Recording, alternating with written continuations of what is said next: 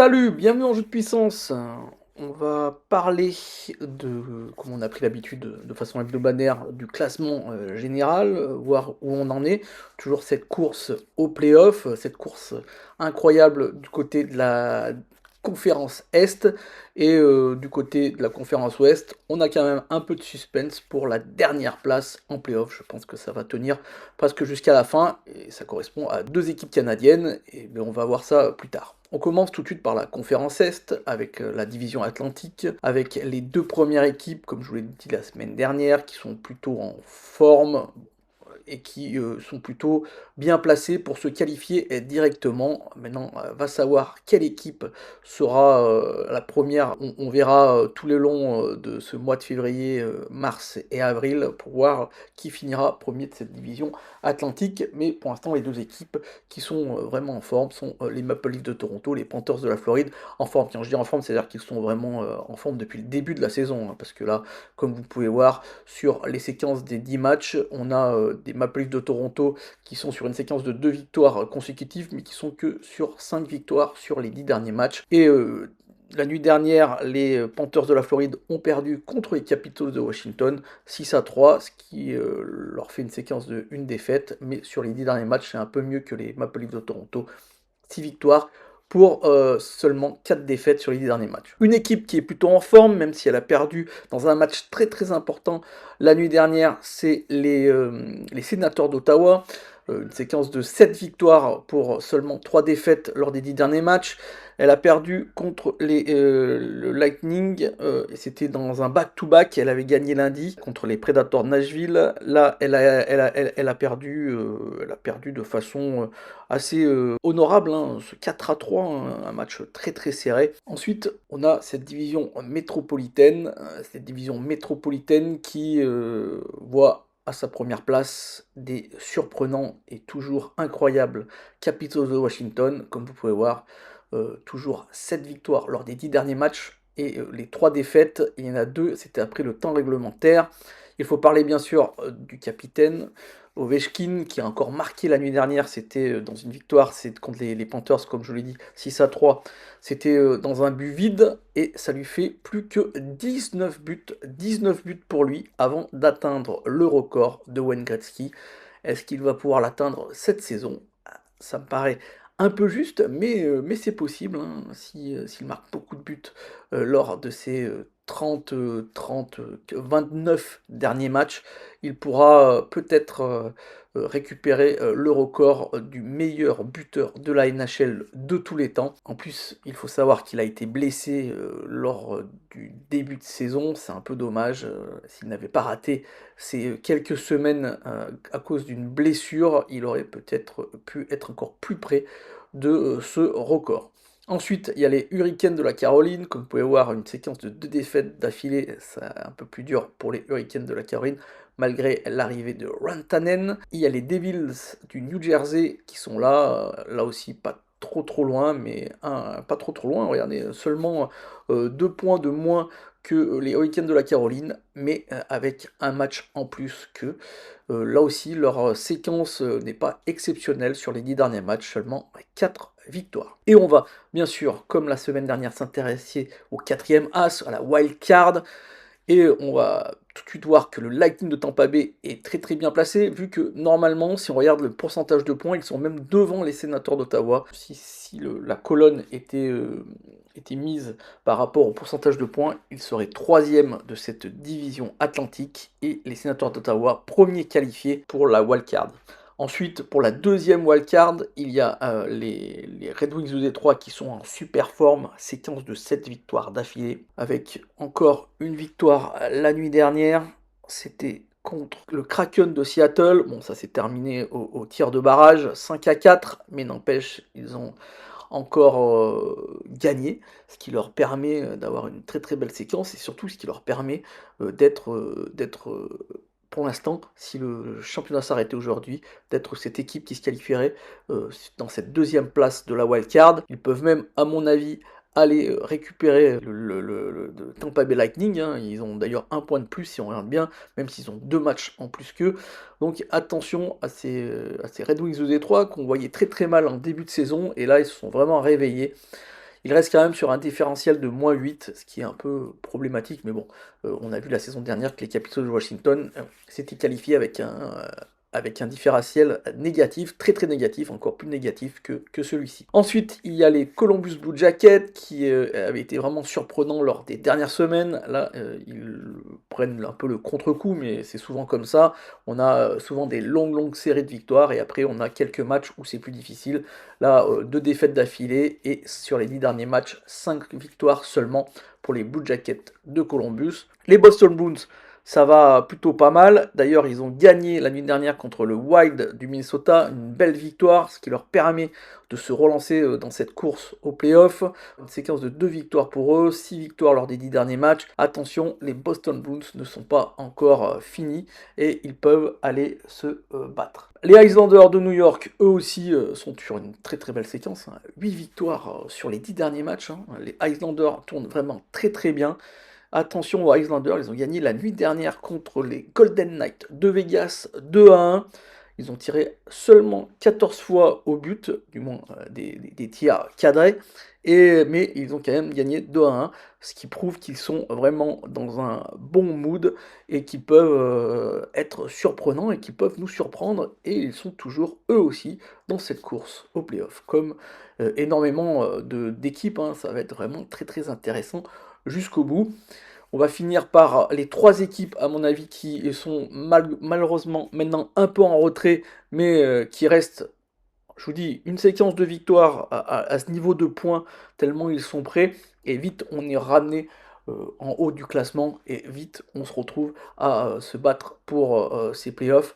Donc on va parler bien sûr des Canadiens de Montréal et des Rangers de New York. Bon, c'est beaucoup plus difficile pour les Canadiens de Montréal, même s'ils ont gagné leur dernier match. Seulement 4 victoires lors des 10 derniers matchs. Les Rangers de New York, c'est un peu mieux, mais après une très très belle séquence, là aussi, ça commence de nouveau à stagner. Seulement 5 victoires lors des 10 derniers matchs.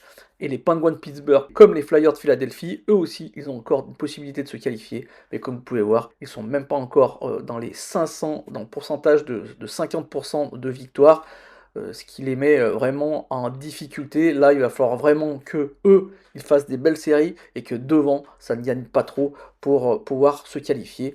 Et après, les Sabres de Buffalo, qui se reprennent, qui se reprennent. Est-ce qu'on les a déclarés trop rapidement perdus pour la cause? Peut-être qu'ils pourront aller se battre, surtout que leur séquence est vraiment très très belle. 4 victoires d'affilée, mais attention, il y a de perdre Tage Thompson sur une grosse mise en échec, et ça pourrait être un gros coup négatif pour cette équipe des Sabres de Buffalo, ce qui pourrait les arrêter sur leur remontada. On va passer à la conférence Ouest. La conférence Ouest, comme je vous l'ai dit, il y a beaucoup moins de suspense. On a des Jets de Winnipeg qui sont en ultra forme. Ils ont encore gagné la nuit dernière contre les Hurricanes de la Caroline, un match où le gardien des Jets a encore fait un shot-out, comme on dit en anglais, donc un blanchissage. Donc pas de but encaissé la nuit dernière par les Jets. Encore un, j'ai envie de dire. C'est vraiment incroyable ce que fait ce gardien. Mais on va le voir quand on parlera des stats des joueurs.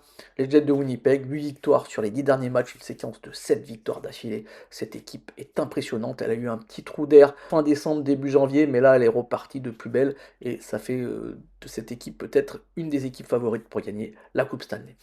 Ensuite, on a les Stars de Dallas qui sont dans le ventre mou en ce moment de leur forme, avec 6 victoires sur les 10 derniers matchs. Le Wild du Minnesota qui a beaucoup plus de mal, comme je vous l'ai dit, ils ont perdu 3-0 contre les Boston Bruins la nuit dernière. 4 victoires seulement sur les 10 derniers matchs et une séquence de 2 défaites. Et l'Avalanche n'est pas si loin que ça dans cette division centrale. 64 points pour l'Avalanche, 66 pour le Wild du Minnesota. Sachant que l'Avalanche a un match en plus, mais l'Avalanche n'est pas non plus exceptionnel. Seulement 4 victoires, eux aussi, lors des 10 derniers matchs. Donc pour l'instant, ça va se jouer cette 3e place entre ces 2 équipes. Je pense que dans tous les cas, ces 2 équipes seront qualifiées ou en wildcard ou sur cette 3e place de la division centrale. Il y a aussi donc la division Pacifique où les Oilers d'Edmonton ont récupéré cette première place, cette fois, c'est sûr, avec 70 points pour 53 matchs joués, une séquence de 6 victoires. Il faut dire que les Golden Knights de Vegas, ben, c'est vraiment très très compliqué en ce moment, seulement 2 victoires lors des 10 derniers matchs. Ils ont encore perdu la nuit dernière, comme je vous l'ai dit, contre les Islanders, et pourtant ils ne se sont pris que 14 tirs. Donc c'est très très difficile en ce moment pour les Golden Knights de Vegas. Les Kings de Los Angeles, ça va un tout petit peu mieux, mais sur les 10 derniers matchs, comme vous pouvez voir, c'est pas terrible non plus, hein, 3 victoires seulement. Donc là aussi, ça commence à pêcher sur ces deux équipes. Et après, c'est là où on va voir le suspense, le fameux suspense. Ça sera entre les Flames de Calgary et les Canucks de Vancouver. Comme vous pouvez voir, pour l'instant, ils ont le même nombre de points sur le même nombre de matchs, le même pourcentage, donc le même pourcentage qui est normal. Et ce qui les départage, donc il y a beaucoup de choses. Normalement, je vais vous expliquer vite fait comment on se départage deux équipes qui sont comme ça, vraiment à égalité presque sur tout. Non, ce n'est pas le différentiel comme vous pouvez le voir, parce que les Flames de Calgary sont devant les Canucks de Vancouver, ce n'est pas le différentiel de but. Ce qui les départage, ça peut être VR. VR, c'est le nombre de victoires qu'ils ont eu sans les victoires en prolongation ou en tir de barrage. Donc ce n'est pas ça. Les VRP, c'est la même chose que les VR, sauf qu'on met aussi les victoires après le temps réglementaire. Donc il n'y a que les tirs de barrage qui ne sont pas comptés, mais là, comme vous pouvez voir, ils sont à égalité là aussi. Et ensuite, ce qui va les départager, c'est le nombre de victoires. Et comme vous pouvez voir, les Flames de Calgary ont 26 victoires pour 24 victoires pour les Canucks de Vancouver. Et c'est pour ça que pour l'instant, les Flames de Calgary, malgré le même nombre de points, le même nombre de matchs, sont devant. Et si ça s'arrêtait aujourd'hui, ça serait cette équipe qui serait qualifiée, les Flames de Calgary, et non pas les Canucks de Vancouver. Mais comme vous pouvez voir, c'est excessivement serré. Et je pense que tous les matchs entre ces deux équipes sont très très importantes.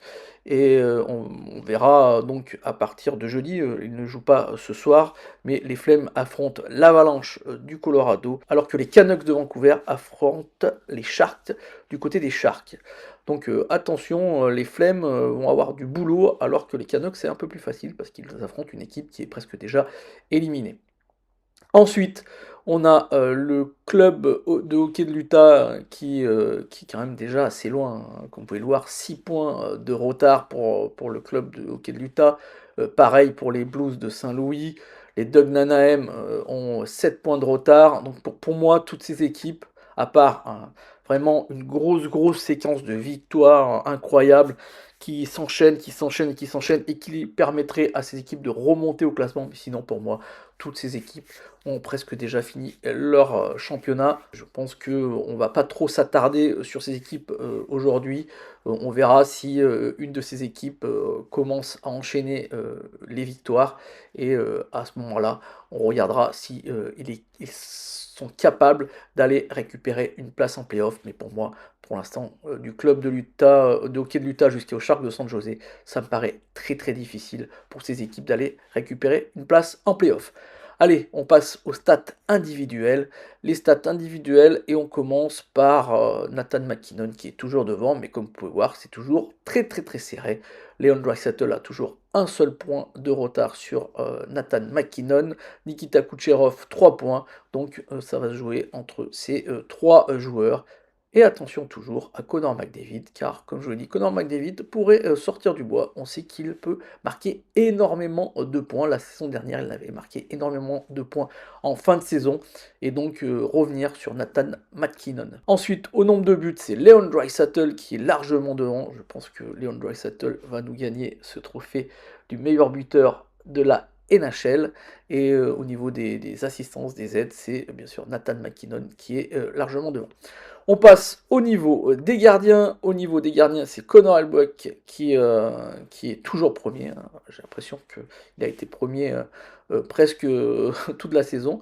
Darcy Kuemper, hein, le gardien des Kings de Los Angeles, qui est ex-gardien de l'Avalanche du Colorado. Il a gagné la Coupe Stanley avec l'Avalanche du Colorado, ex-gardien des Capitals de Washington. se trouve plutôt bien du coup du côté des Kings de Los Angeles. Il a une très bonne moyenne de buts encaissés par match. Donc bravo à lui. Moi j'avoue que ce n'est pas un gardien qui me plaît beaucoup, mais là il fait une très très belle saison. En pourcentage d'arrêt, c'est Connor Hellebuyck qui est toujours devant. On a toujours Logan Thompson des Capitals de Washington et Darcy Kemper. Logan Thompson a remplacé Darcy Kemper la saison dernière, donc c'est pas vraiment vrai. En fait, celui qui avait remplacé Darcy Kemper, c'était Charlie Lindgren, qui était titulaire lors des playoffs, et Darcy Kemper avait été un peu renvoyé au rang de numéro 2. Et en termes de jeu blanc, eh ben, c'est Connor Hellebuyck qui est largement devant avec 6 jeux blancs. Ensuite, au niveau des défenseurs, on a aussi là une bataille entre des défenseurs, même 3. Allez, on va mettre Zach Werenski dans cette bataille, hein, comme vous pouvez voir. Entre Quinn Hughes et Zach Werenski, il y a 2 points de différence. Donc 3 défenseurs qui se battent pour le meilleur défenseur de la ligue cette saison. En termes de but, c'est Kyle Makar avec Zach Werenski. J'ai l'impression que ça bouge pas beaucoup par rapport à la semaine dernière. Et en termes de points d'assistance, c'est Quinn Hughes. Pour finir, on a les recrues, et chez les recrues, la meilleure recrue, c'est toujours Len Hudson, mais attention, McLean Celebrini se rapproche de jour en jour, avec 39 points pour 40 pour Len Hudson, McLean Celebrini qui lui est le meilleur buteur chez les jeunes, et en aide, on a Len Hudson qui a les meilleurs niveaux d'assistance, 37 assistances pour Len Hudson. Mais attention, comme je vous l'ai dit, il faudra aussi compter sur le gardien Dustin Walls des Calgary Flames dans cette course au meilleur rookie, parce qu'il fait vraiment une saison incroyable. Et si les Flames de Calgary sont à cet endroit, donc à se battre pour une place en playoff, c'est sûrement grâce à lui. Voilà, j'espère que cette petite vidéo vous a plu. Si c'est le cas, n'hésitez pas à me faire un petit like, un petit commentaire, voilà, partager. Et moi, je vous dis à bientôt pour de nouvelles news. Elles vont arriver assez rapidement. Il faut que je vous parle de ce qui s'est passé la semaine dernière. Il y a eu un geste pas très joli, et je vais vous en parler pour la prochaine vidéo. Allez, ciao!